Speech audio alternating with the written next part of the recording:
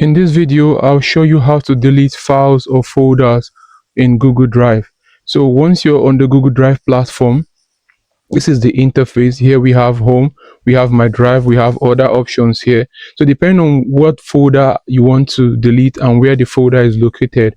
So let's say you want to delete a folder in your home. So you just come to these three dots here, click on it, and you have the options of move to trash. Now when you click on move to trash, it will be deleted from this place. And then you can also come to my drive. That is if that's where you want to delete a file or folder from.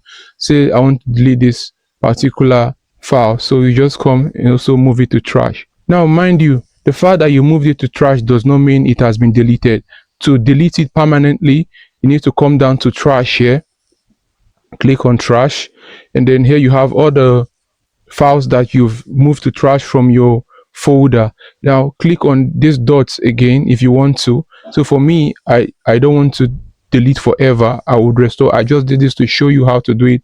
For you, if you want to delete it forever, like permanently, just click here and you do that. So for me, I'm just going to restore. And like you see, also in case you also want to restore, you can do same, restore or delete forever. So I'm going to restore. For these, I'll delete forever. So you see how it works, delete forever. So it prompts you, it says delete forever, screenshots will be deleted forever, these can't be undone. So please make sure whatever you're deleting is something you want to delete forever. Then I just click on delete forever, and that is it. Trash is empty. Items move to the trash will be deleted forever after 30 days. So that is just it.